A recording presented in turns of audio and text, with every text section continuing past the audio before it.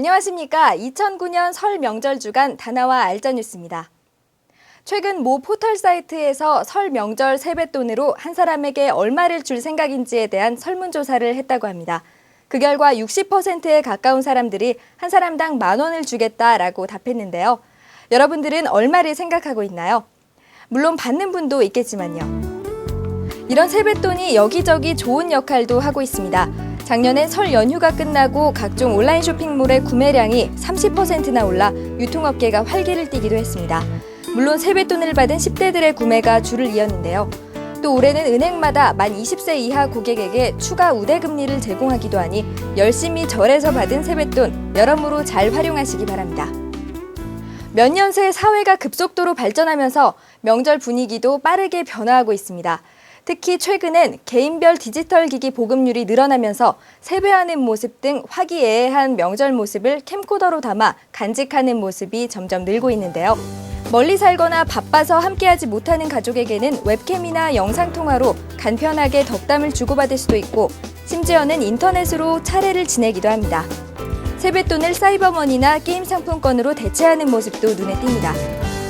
또 여성들만 북적이던 부엌에도 남녀 구분이 사라져가고 가족끼리 집에서 보내던 전통에서 벗어나 스키장 등 여행지로 떠나기도 합니다. 시대에 따라 변해온 설 선물 변천사도 볼만합니다. 어려웠던 5, 60년대에는 달걀이나 설탕, 비누가 가장 인기 선물에 속했고 본격적인 산업화가 시작된 70년대에는 종합 선물 세트와 치약이, 그리고 대중소비 사회로 접어든 80년대에는 넥타이와 지갑, 양말이 사랑받았습니다. 90년대에는 참치 세트와 상품권, 고급 운동용품 등 중저가와 고가 선물의 양극화 현상이 두드러졌고 2000년대에 들어서는 양극화가 더 심해지면서 웰빙 상품이 주목받기 시작했습니다. 와인이나 쇠고기, 휴대용 게임기 등이 많은 선택을 받고 있습니다. 지난해 출시된 시게이트의 하드디스크 드라이브 일부 제품들이 최근 오작동을 일으킨 것으로 나타났습니다. 홍진욱 기자가 전합니다. 하드디스크 드라이브 업체 시게이트에서 지난해 출시한 바라쿠다 하드가 결함이 있는 것으로 드러나 큰 파장이 일고 있습니다. 문제가 된 제품은 지난 12월까지 생산된 바라쿠다 7200.11 버전 외 두 종류로 일부 제품에서 펌웨어 오작동 문제로 데이터에 접근할 수 없는 것으로 알려졌습니다. 또 컴퓨터 화면을 켤 때 화면이 제대로 나오지 않거나 바이오스에서 인식이 안 되는 등 부팅과 관련된 문제점도 보고되고 있습니다.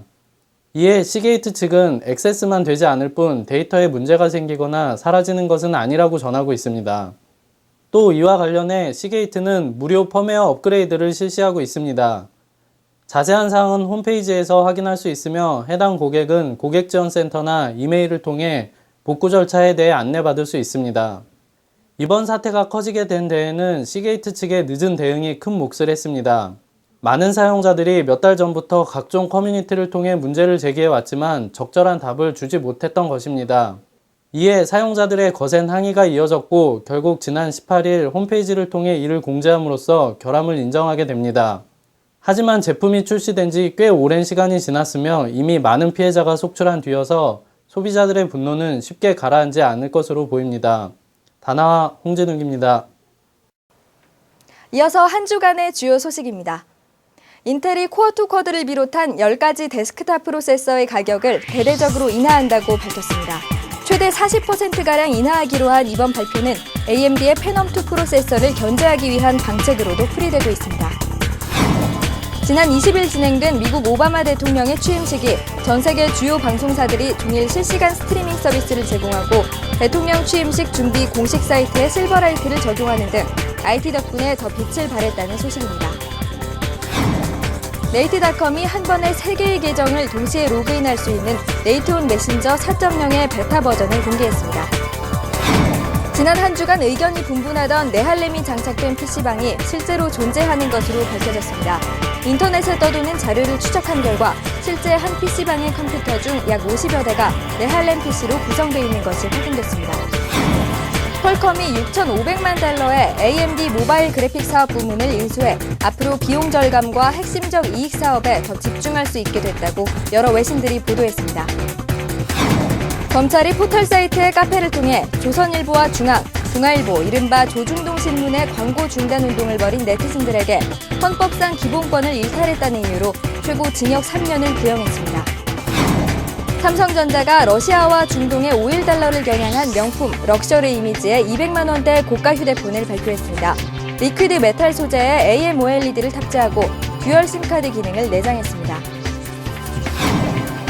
삼성과 LG, 펜텍 계열에 이어 KTFT도 이머전 햅틱 기술인 바이브톤즈를 채용하게 됩니다. 바이브톤즈는 디지털로 촉각을 구현한 햅틱 기술의 하나로 터치스크린에 진동을 부여해 촉감을 높여줍니다.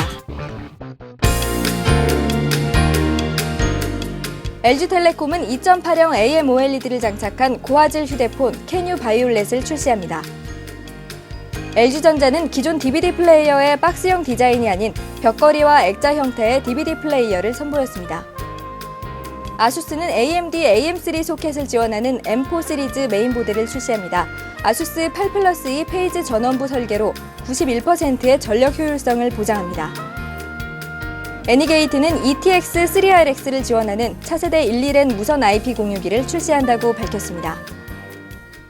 민족 최대의 명절인 설이 왔는데도 경기가 안 좋아 걱정들이 이만저만이 아닐 텐데요. 물질적인 풍요도 좋지만 따뜻한 정을 가지고 있다는 것이 우리 사람들이 동물과는 다른 점이 아닐까 싶습니다. 이번 설만큼은 오랜만에 가족들과 친구들을 만나서 넉넉한 정을 듬뿍 나누고 재충전할 수 있는 기회로 삼아보시기 바랍니다.